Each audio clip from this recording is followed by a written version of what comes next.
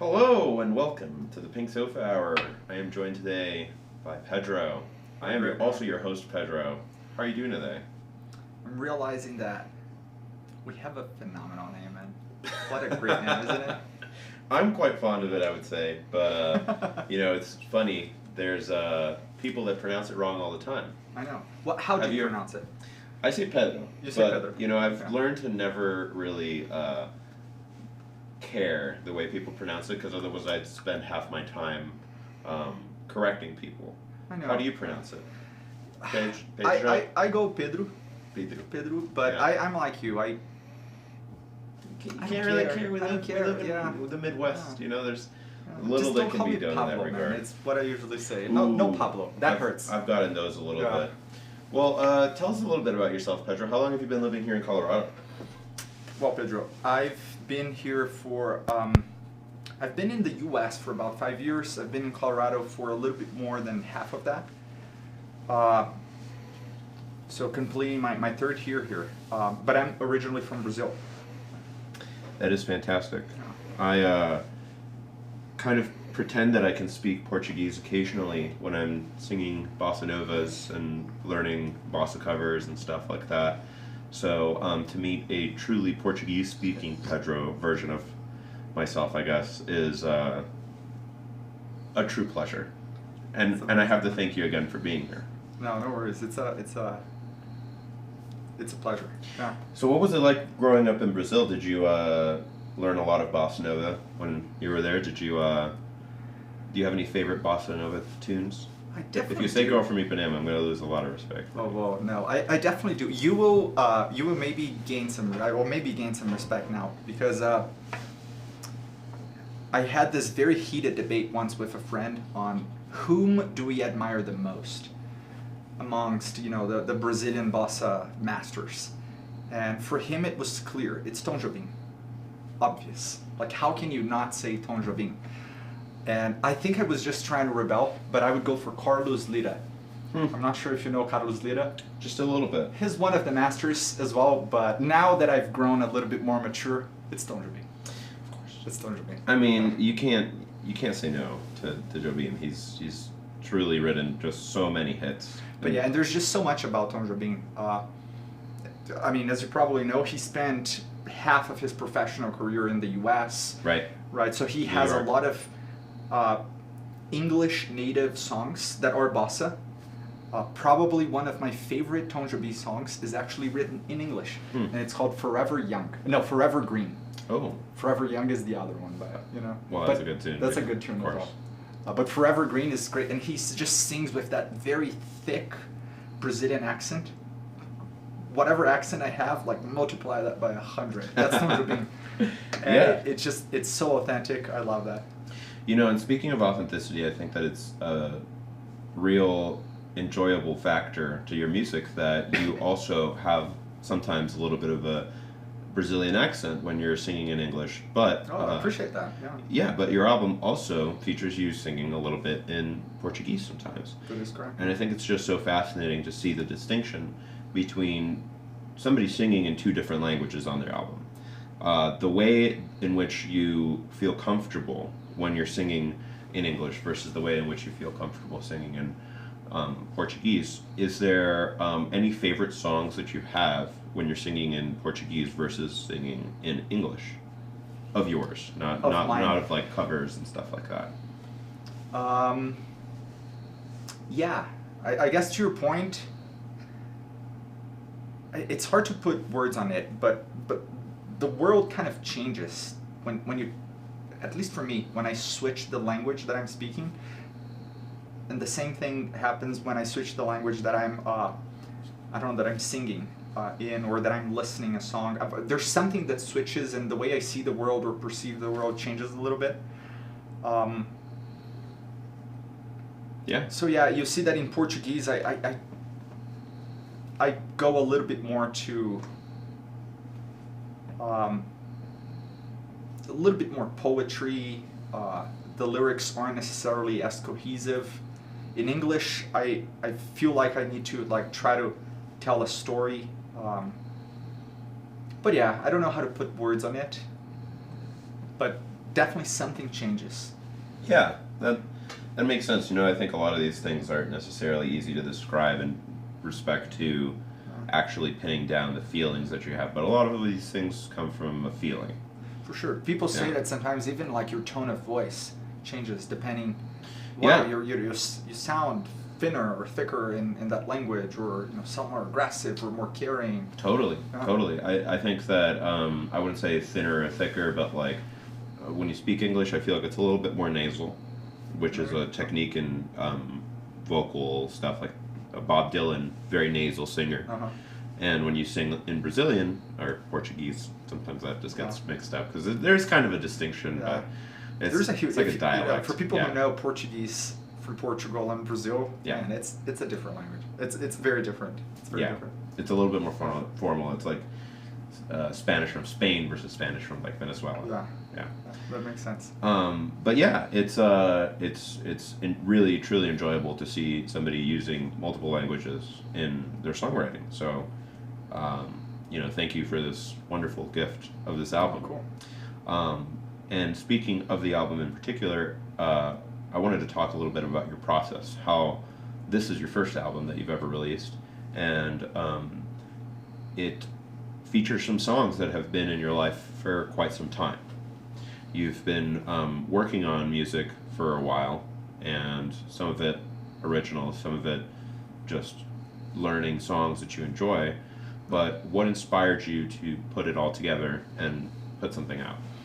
It's a good question. I started writing songs, I don't even know, when I was a teenager.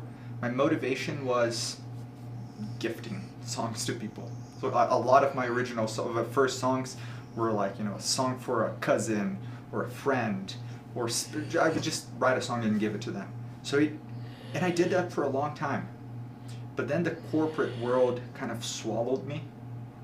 And I remember starting working in a more professional corporate environment and being very aware that oftentimes the corporate world kills parts of you. Oh, yeah. An athlete suddenly becomes very sedentary, or someone who's more poetic suddenly just writes business memos. And I try to be very aware, and I promised myself no part of me is gonna die. I succeeded for the most part, I would say. I failed in music. I think for like the past 5-ish years, especially after I came to the US, I just saw myself playing the guitar less, composing less, and I kind of woke up and realized about 2 years ago that was going on.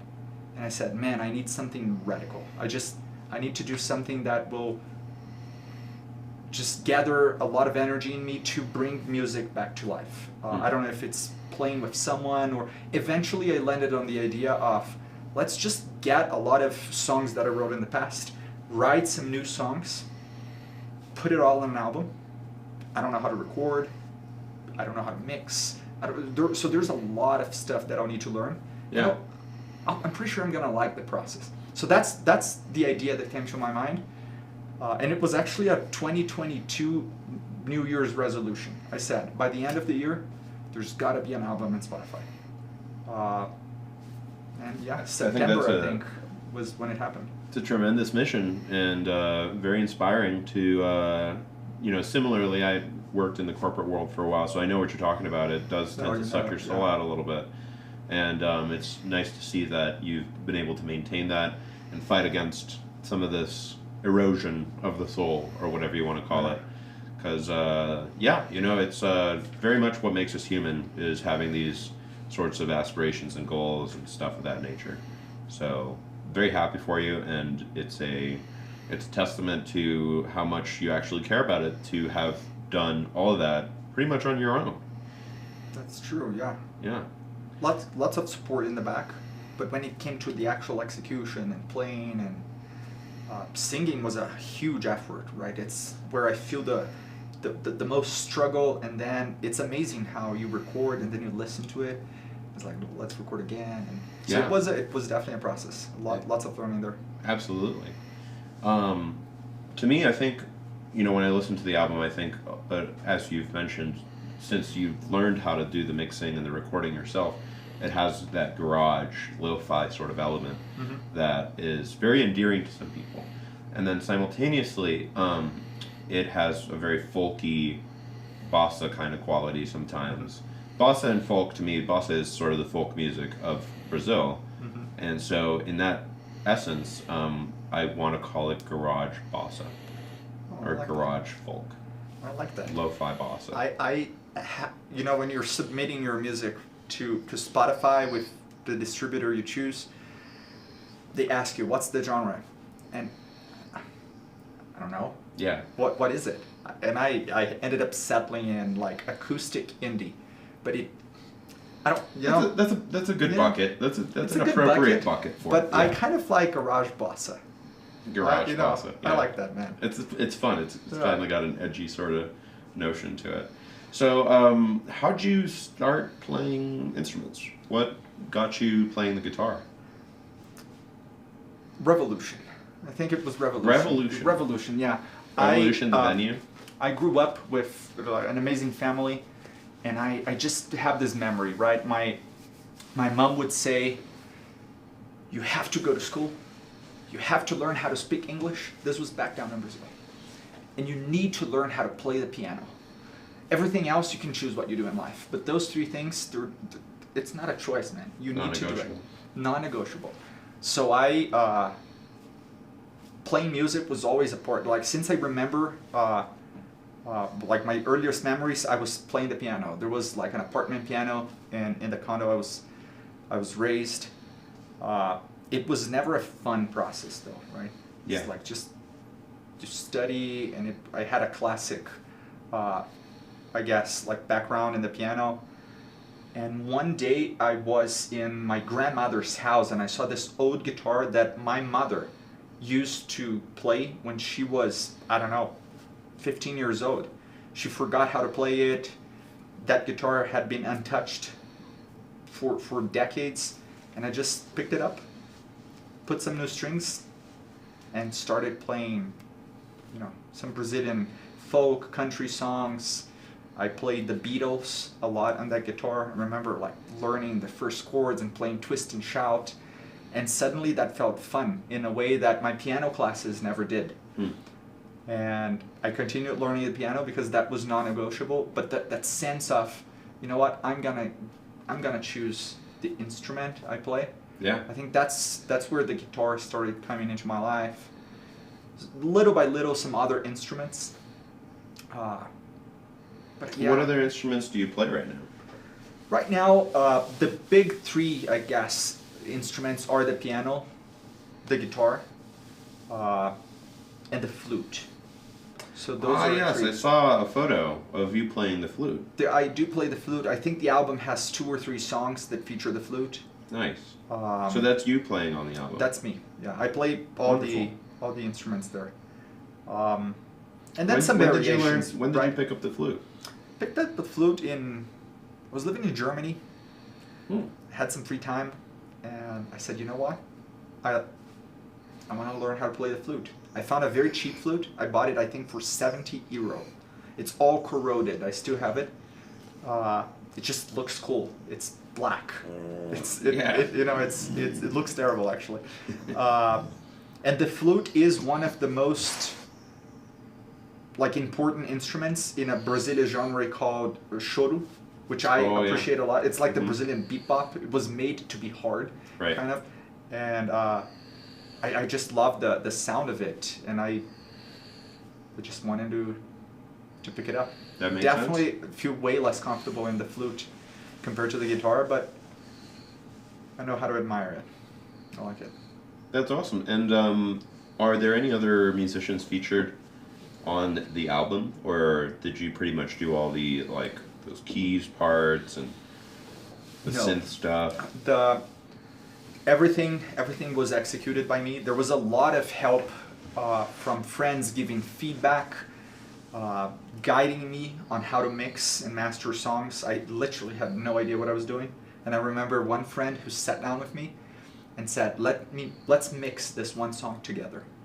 And I was just seeing her, doing her own magic and learning from her. But when it came to actually executing, recording, performing, playing, everything was done by me. Nice. And we were talking a little bit before the interview about you expressing some interest in building a actual core of musicians that you could work with to play out some of this album, potentially do some arrangements of it, provide a little bit more sort of backing in terms of like percussion and stuff like that to some of these songs. Are there any songs in particular that you feel like that one would benefit a lot from like having a drum kit on it, or this one would sound so good if like somebody with like a saxophone came in and did this solo? Absolutely. You know, there's a song in the album called Mistakes. It's one of the favorite songs for me that I've ever written. I have really like just great memories of it. And it's the song that I think I arranged and rearranged the most times in the album, because it just, I just couldn't execute it in a way that, in my mind, got out of the song the feeling that I just, you know, I think the song should have. Yeah. And like lack of percussion is definitely one of the feelings there. Lack of, you know, more vocals. That's probably the song that in my mind represents how, you know, the limitations, I guess, Sure. of being one Pedro in, you know, behind the computer. Yeah, and you know, limitations are a really interesting thing, because working within constraints is pretty much always something that's going to happen. Yeah. And being able to be creative within those constraints, I think, is a huge part of like being honest with yourself about where you're at, what it is that you're working with, what your skill sets are, and accepting the fact that, you know, no matter where you are, sometimes people still want to hear you. People still want to be able to appreciate your creative efforts and say, wow, that's a really nice snapshot of where Pedro was in that moment, and I'm looking forward to seeing how his growth as a musician will evolve over time. Yeah, that's definitely true. And I can like relate to that so much, because I'm most of the time on the other side of the table and just like following musicians. Yeah. This week I went to a Red Rocks concert, watched this band that I had watched 5 or 6 years ago in the US when I first came. Who did you see? It's like this indie band called Hippocampus. Oh, okay, yeah. And it's the first show I went to was just like so small. I like their sound a lot, actually. And it was just so fun to see how proud they were of themselves, and like that sense of achievement of, man, I made it to Red Rocks. I think it was their first concert there. Yeah. And I huge. felt good by huge... being like, man, I've seen you growing a little bit, and it's just like, I'm proud of you. I've seen you getting better and more sophisticated, exploring different sounds. Yeah. That's a very nice, like, it's nice to be on this side of the table and just like seeing the musicians and the artists growing and exploring more. Yeah. So, especially yeah, knowing that Red Rocks is like such a bucket list item for so many musicians. Oh, yeah. Knowing that they're very fulfilled by being able to play such a stage, and having seen how much they've grown is a really nice feeling overall. Yeah, for sure. It's tremendous. For sure. Yeah, so, you know, we're about a third of the way through the episode, and I'm wondering, since you've brought this guitar, if you had any songs that you'd like to potentially hop into. Let's do it. Let's do it. Do you want to talk about it a little bit first? Yeah, I guess I'll play, let's play 1 or 2 songs from the album. Sounds great. I'll start with the first song in the album, actually. It's called From All Your Tears. I do have a cheat sheet here because I still have that corporate job that occupies a lot of mental bandwidth, so sometimes I need, you know, to read my own lyrics. But yeah, From All Your Tears is the opening song for this album. It is a song that I wrote a few months before releasing the album, and I think a song that really embodies the meaning behind the title of the album, which is Thinking of Them.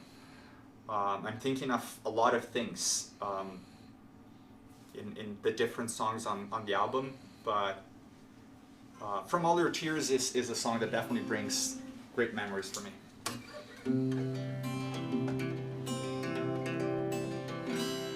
I know I'm not alone. There's somebody in my home, a ghost that stands on by. She doesn't mean to pry. And when I'm on the streets, the ghost walks next to me. She whispers on my ear, why don't you stop, my dear?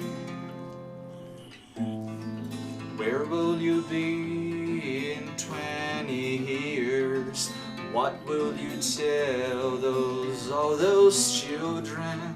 How come you thought it wise to run away?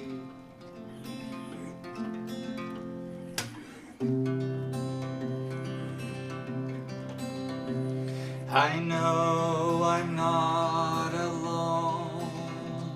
The ghost won't stop to groan. She wanders round my mind.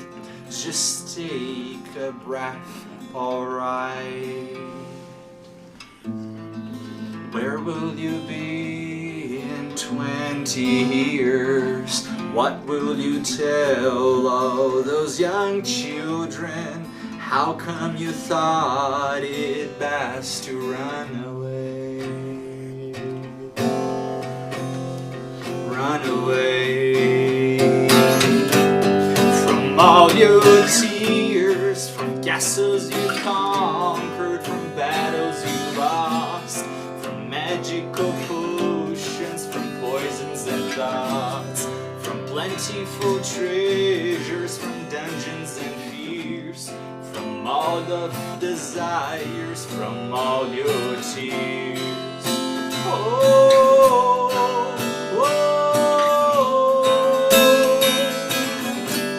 from all your tears.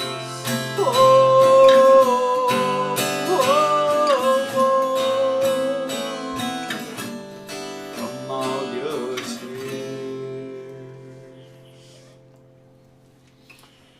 Yeah, man. Wonderful. Thanks. That was the first song off the album. That is the first song of the album, yeah. Probably the song that inspired the title of the album the most. That would be a very good song to start the album Yeah, with, exactly, I would say. exactly. And I also like the, just the, the motivation that I had behind the album, which was kind of, revive this part of me. So it just felt right to start with a song that I had written recently. Yeah. Yeah, that makes a lot of sense. And, you were mentioning a little bit about the name of the album, Thinking of Them. Yeah.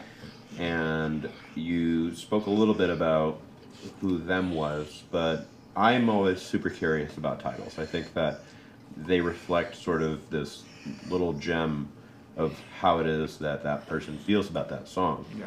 And I invite you to mention a little bit more about what Thinking of Them means to you. Yeah.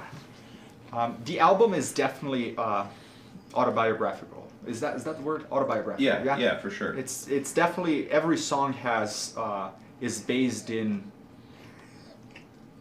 a conversation that I had with someone. It's based on a relationship. It's based on like an actual tangible happening in my own personal life. So them isn't a singular person, it's a plurality of like a whole bunch of people who have influenced you. Exactly. And in the year, in 2022, when I wrote this album, just a lot of things, a lot of conversations happened. And we've got Scooter in the studio today, just off camera. And I absolutely going to town on himself. Oh my gosh, it's just too good. He's great. Very special dog. But yeah, the them. I guess every song is a who, and I'm kind of thinking of all of them. And From All Your Tears, the idea is I'm thinking of my monsters. I sat down with a very good friend, and we were talking about this concept of how you, I don't know, sometimes get sad. Like I'm a melancholic person sometimes. You know, I just like have thoughts that are not happy. They're not terribly sad, but when I am in that moment, suddenly I can see beauty in places that usually I can't when I'm very euphoric.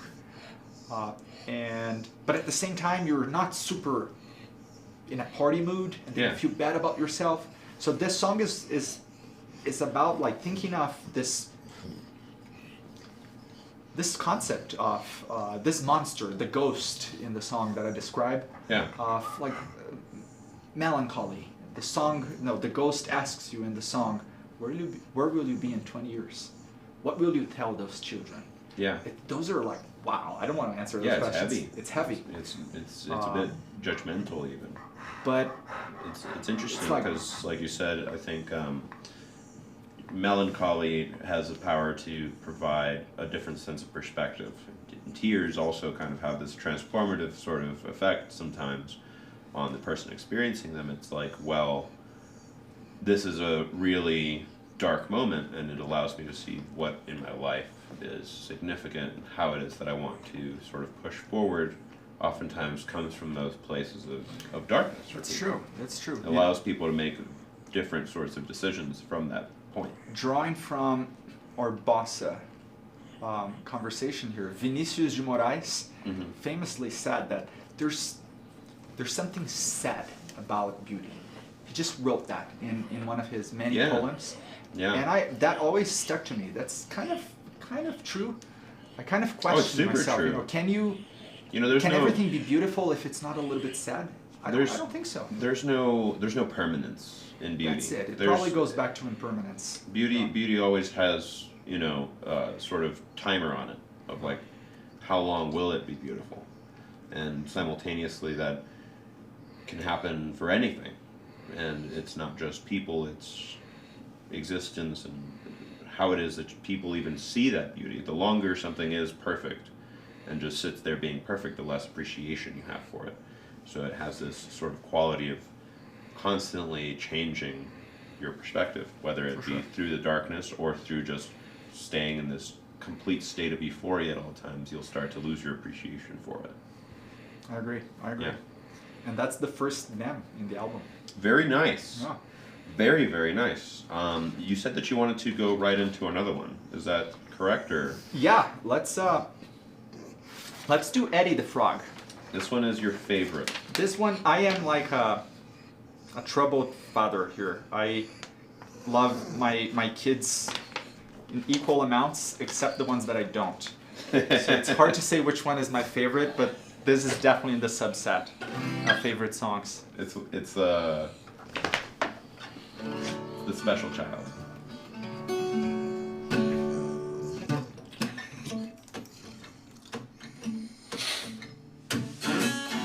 Eddie, don't you know you've got to be happy? At your age you should have been married. Yours is not a life to go merry and free about. Oh, Eddie, didn't tell you how you're pathetic. With your life you should have been athletic. Yours are not the legs to be running around about in fields of magic and scent of rosemary, mint, or parsley.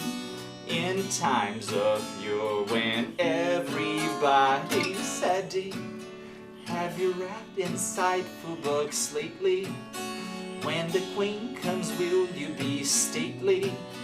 You cannot keep jumping when no bows are all around you, Eddie. Have you played Vivaldi already? You should sing the scale chromatic. Yours is not the voice to be humming or wasting in some random alley of trumpets and saxophones that play too jazzy. A frog you war and life stops there. Oh, Eddie. Ba-ba-ba-ba-bum. Ba-ba-ba-da-da-da-da-da-da.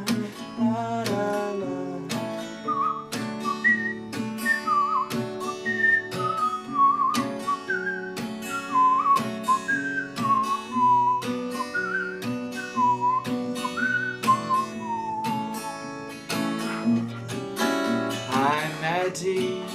Can you stop and let's talk dialectics? In a tank I swim and I'm happy. I am just a frog and I want to sing this song for you. Wow. Eddie the Frog. You know, I feel like that song has a certain sentimentality that hits me more in person than it does when I listen to it on the album. I don't know what it is. Maybe you've gotten better at performing your stuff. Who might? Who could say? How old am I? How old are you? You never ask a lady that. I am sorry, but you know, on live. It's okay. Everyone knows. I'm 34. You're 34. 34. I've certainly experienced some of these things that you're talking about, like not knowing Vivaldi by the time I'm a certain age, and you know, wondering. That's what Eddie is, not me. Yeah. It's what Eddie is struggling here. You know, Yeah. in this song. Yeah, Eddie I can tell. Is an actual frog. Eddie actually passed away a few months after the song, but Eddie was a pet frog of an ex-girlfriend of mine. Huh. She had Eddie for almost 8 years, and I spent a lot of time around Eddie. Eddie was cute, wise. He would sing. He would make these really weird noises, and my girlfriend back then was in love with Eddie. And I just remember someone once telling me, you want to make, you know, parents happy, treat their children well. I thought, you know what? If I want to make my girlfriend happy, let me write a song, not for her, but for her pets. In this case, Eddie. It was also like one of those gifts that as I started writing the song, I was actually turning 30 that same week. And kind of subconsciously, I started writing all of these, you know, third of a life crisis. Oh my gosh, should I play Vivaldi by now? Should I have done this by now? Should I be more athletic or? Yeah. Yeah. So there you go. That's an interesting vignette into the mind of a frog, perhaps. Probably. But also, you know, the mind of people going through some of those third life crises sort of stuff, midlife crises. You know, depends on how long you plan on living, of course. But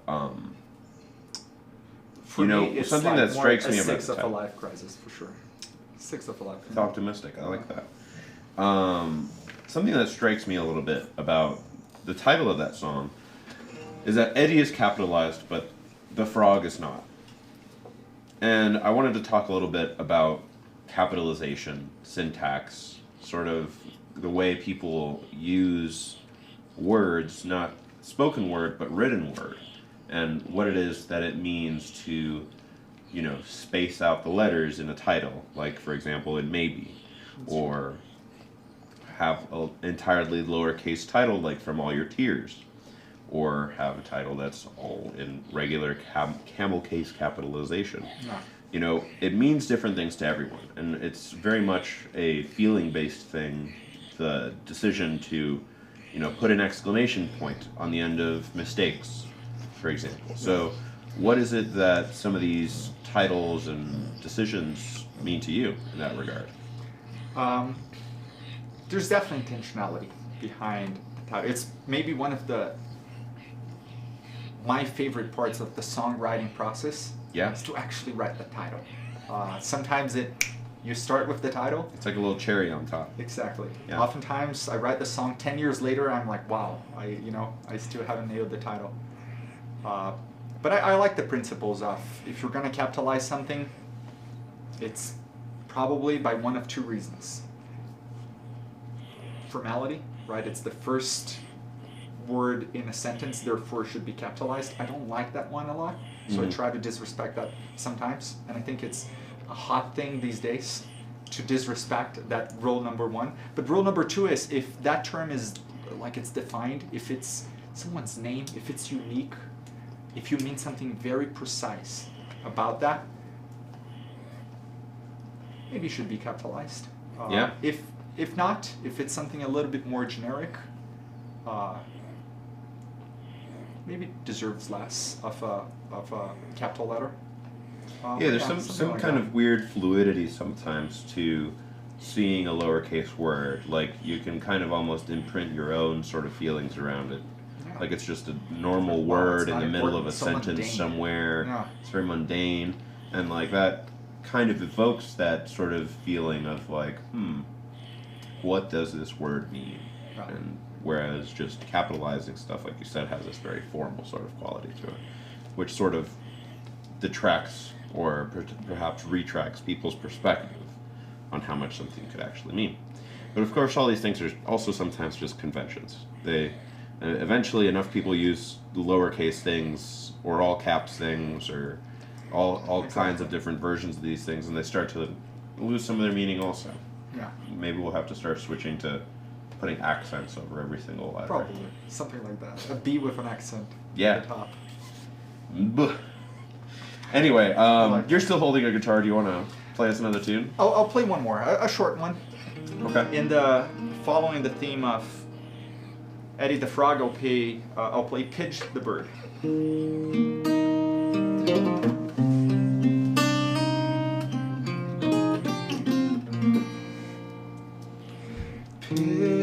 Pigeon in the sky, I know you can fly, no matter how high.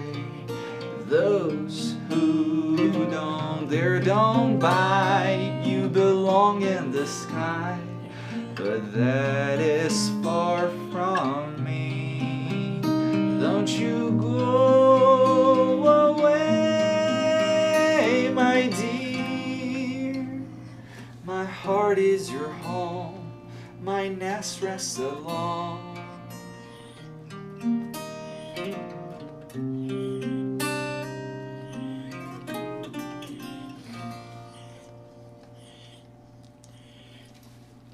That's the shortest. Oh, that is a of the short album. one. Yeah, it's very short. I That's like the it. one song in the album where I didn't have any tracks.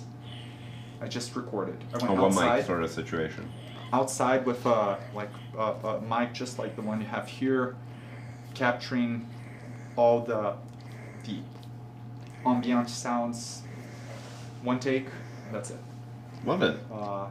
You No. know what the riffs on that song remind me of a little bit, and I know this is Ooh. Okay, tell me about it. this is going to hit you in a very happy place. And there's other songs that also give me this sort of feeling, but this is the one that I think out of most of the tunes represents this influence the most, and I know it's one of your influences because you've mentioned it before. Not on this interview, but in other conversations. Little do people know, but we've hung out before, and you- all Pedros have. all It's just- Pedros have. It's a thing. we all frequent the same There's a WhatsApp. watering holes and all that. But you've been to the Sanita's open mic before, and you played us a lot of Red Hot Chili Peppers. Do you like Red Hot Chili Peppers? I could tell, both in the lyrics, but specifically in some of those little, flowery trills and stuff. That song has a quality that reminds me a little bit of some of the tunes on some of their like mid 2000s kind of stuff, like Okay. Danny California. Like it Stadium kind of reminds me of Arcadium. Snow a little bit. Stadium Arcadium, yes. Okay. Yeah. Wow. Your voice Wow. also, has that kind of like natural speaking kind of quality that's not like, Anthony Kiedis has a way of singing that very much is sort of his natural speaking It's voice. very natural. One Yeah. of my favorite music interviews is John Frusciante talking about Anthony Kiedis. And John Frusciante is like this troubled guy, super honest when he speaks, not a lot of filters, and he says the quote, Anthony knows nothing about music. But what he means is Anthony is the only person in the band who doesn't have a formal instruction, and that's why you see in the earlier phases of the Red Hot Chili Peppers, he's kind of rapping or singing, he struggles to write melodies, and in the more recent stuff, you can see the hip-hop influence going a little bit away, and things are a little bit more melodic. It's like Anthony is writing more. Right. But he definitely has that I think characteristic. Blood Sugar Sex Magic was definitely one of like the last albums where he was really like Very leaning hip-hoppy. into that aggressive sort of speaking voice thing. Yeah. Yeah. Yeah, for sure. That's cool though. Yeah, I can tell you're a fan Nice. in more ways than one. To me, I think it's always interesting to ask people this question, and we can make it a two-parter. What is your favorite song to play? Not which one your favorite child is, but which one do you have the most fun with playing, or which one do you feel like the most emotion comes out of you when you play it, of the songs on the album. Ooh. Of the songs on the album. And then the second part would be, which is your least favorite? Okay. That could be like because it's so technical, or because like I like you're not that. comfortable with your voice on it, or I think this is funny. I mentioned the song here. I mentioned Mistakes as one of the songs that the recording, the rendition in the album, I'm not at peace. You know, I just settled on, hey, I don't know how to make this better, but I think it's okay, so let's go with it.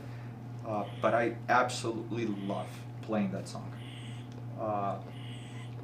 I just feel like when I play it, I'm doing it more justice than in the album. yeah, In the album, I play the piano. There's no guitar. I also play the how do you say in English? The melodica. We call it escaleta. like a recorder sort of thing. It's like Yeah, not, but like a it's, you know, flute, it's- but it's like a square kind of thing. Yeah. It sounds like a very simple accordion. Yeah. And I played those two instruments, and there's an electric guitar, a solo in the middle. So it sounds very different when I play it live, right? But that's probably the one that I enjoy the most. I think that song has a lot of humor to it. Yeah.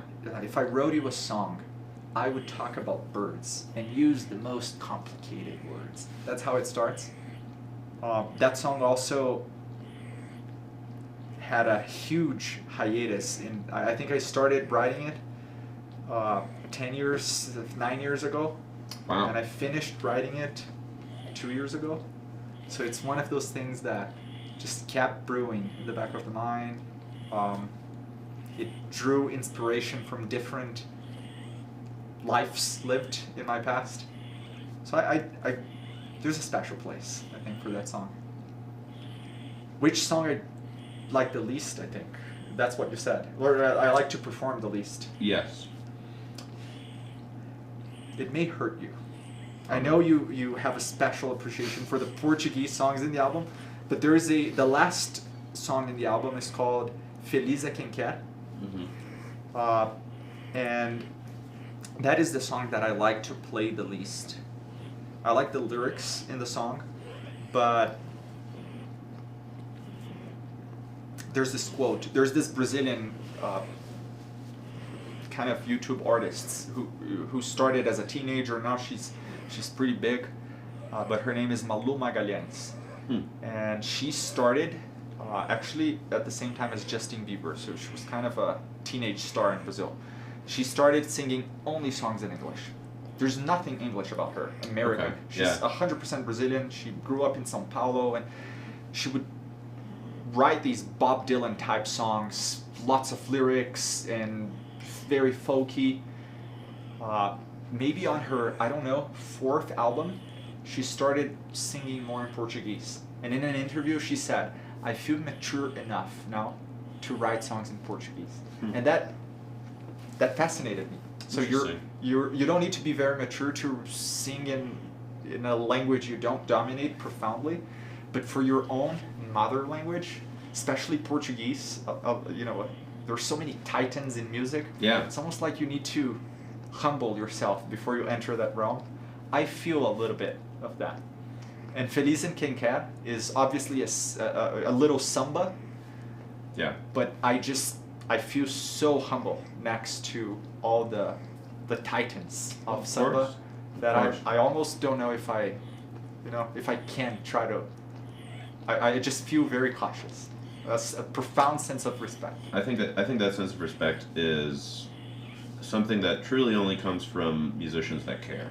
You know, there's a lot of musicians out there that don't really have any sense of historical perspective when it comes to music, and sometimes great things can come out of that. But to be coming from the place of I know how many great songs have been written, and I am just a little baby, and I just want to, make my own mark, but simultaneously put the proper amount of honor behind what it is that I'm doing, says a lot about you. I'd say that I like that way. you could not consider yourself a musician. No. You have to at least have enough respect for yourself that you realize that there's something about your perspective when it comes to music that can only come from a place that is respectful towards music and therefore very musical. That's true. I actually like that. I like that a lot. So I like to get sometimes into people's personal sort of hobbies and habits that aren't necessarily music related. And I have here a notebook that somehow has landed in my hands and belongs to you. And one of the things that you like to do is work out. I like to work out. You like to work out, and very respectable, by the way. But one of the sports that you like so much, I guess I could venture to say, I've never taken this many notes about probably most sports that I've ever taken on, but climbing is a very particular kind of technical sport. And so if it's all right with you, I'd like to quiz you on some of the 8 climbing principles that, Go for it. that Yeah. exist. So first off, why don't you tell us a little bit about what aid climbing is? I guess what you're referring to is the notebook that I forgot somewhere and you found. It was handed to me because my name is also Pedro, and apparently there's only one Pedro, and they're just like, here, just get this to whatever Pedro it belongs to. That is true. So at the most fundamental level, right, aid climbing is opposite to free climbing. Free climbing is you can use equipment to keep you safe, but that equipment will not aid you in ascending the rock. It means if you're progressing in the climb, it's because you're using your own limbs then. You're using your hands, your feet, and you're going up. Aid climbing means you will use equipment to help you go up. And it can take sophisticated forms or unsophisticated forms. You think the most rudimentary kind of aid climbing is just grab whatever is not a natural feature, right? Let's say there's a piece of rope hanging, or you clip a quick draw and then you pull on it. That's aid climbing. Yeah. And you're still progressing. You're ascending. So it's just a different type. Is it just kind of seen in a different way as like free climbing would be? It is, because it gets more sophisticated. You start using more specialized equipment, and the main idea behind aid climbing is you aid climbs that you wouldn't be able to climb otherwise.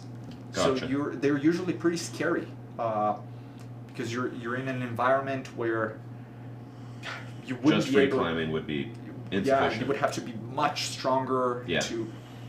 It's usually, again, scary. It messes up with your mind. You move slowly. So it's important to really think it through. Otherwise, you can spend a lot of time. So what's the bounce Doing that. test? The bounce test. When you're aid climbing, and again, you are often hanging from things that you put on the rock. Right? On free climbing, you're putting things on the rock. Most of the time, you're not hanging on them because they're not helping you. They're there just in case you fall. In aid climbing, you're hanging on your shit all the time. And if you're not super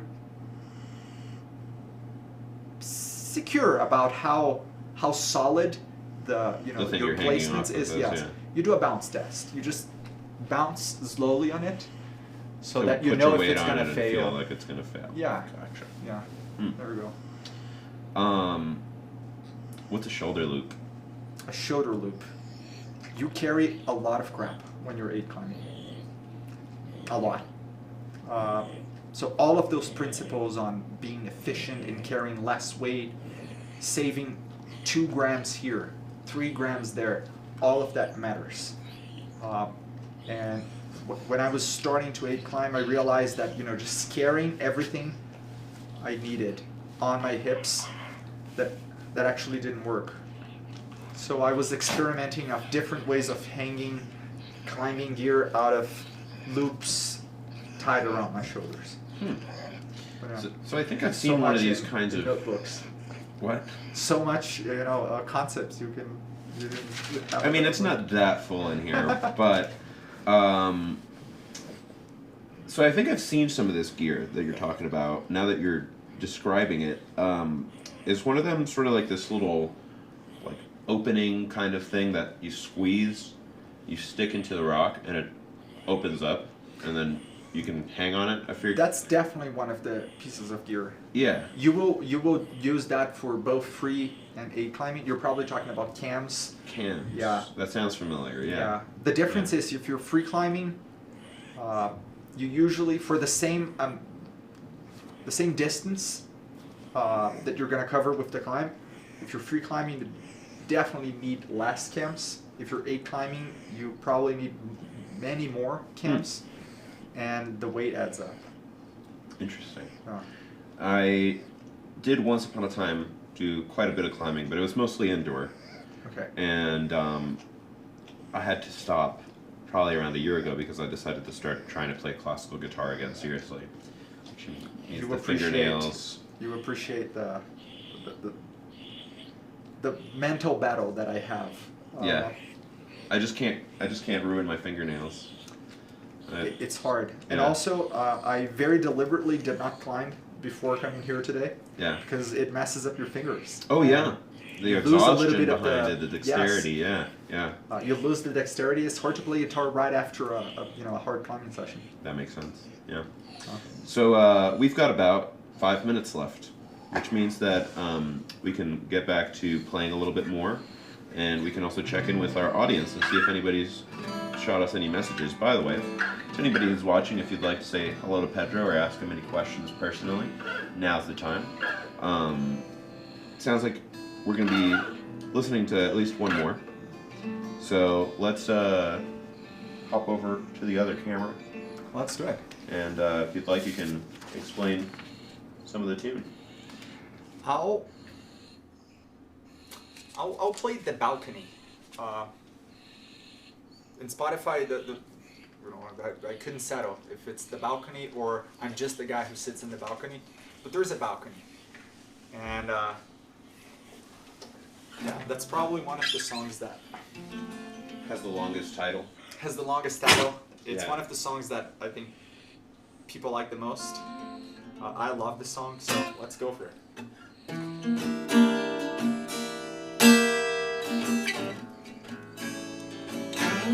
If I was a fighter, I'd kick all the bad guys, the vultures waiting for you. If I was a writer, I'd write all the novels that played the idea of you. But I'm not, I'm just the guy who sits on a balcony. A guy who dreams about the remains to be seen. If I were to travel, I'd fly to Spain. El Camino, I'd hike in a day. If I was in Congress to make your life better, Allah, I would promulgate. But I'm not, I'm just the guy who wanders the empty streets. A guy who dreams all day of beautiful movie scenes.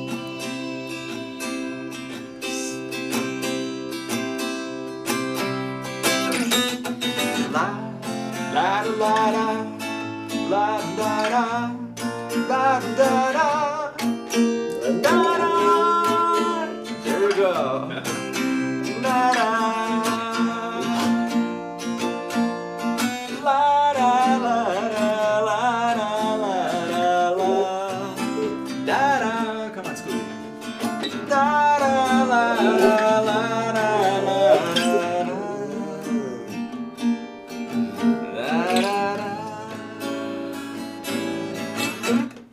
If I was a climber, the steepest of mountains I'd climb just to see your face.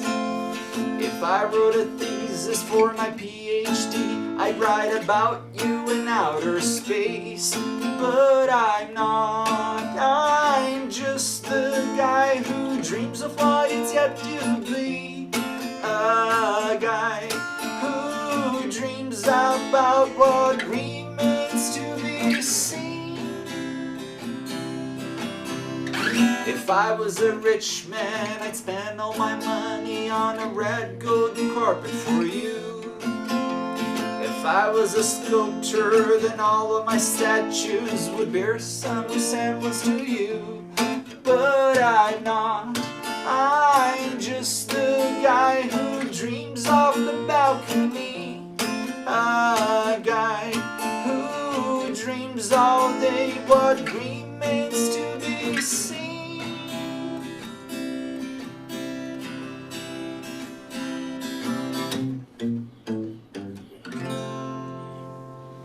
That's a cute little ending. I like that.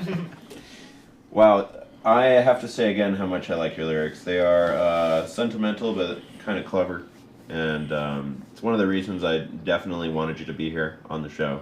Amazing, man. I appreciate that. Thanks. It's a very poetic sort of perspective that you bring, so I personally congratulate you on being able to do that, because not everybody is a good lyricist. So amazing. I appreciate that. Absolutely. Thanks a lot. Thanks. Hey, thank you for being here on the Pink Tofu Hour. This has been super fun. First Pedro that I've had on. I hope that I find some other Pedro musicians. Hopefully, of many. Yeah, Right, great now again. We'll round them up. We'll get them all on the Council of Pedros. I like that, man. Also, congratulations, you passed the scooter test. Scooter, I called you Scooby. Oh my gosh. The scooter test, of course, is the way that Scooter appreciates somebody's tunes. He makes it pretty known audibly, and he even popped into the frame to let his little snout be seen. On key, man. On key.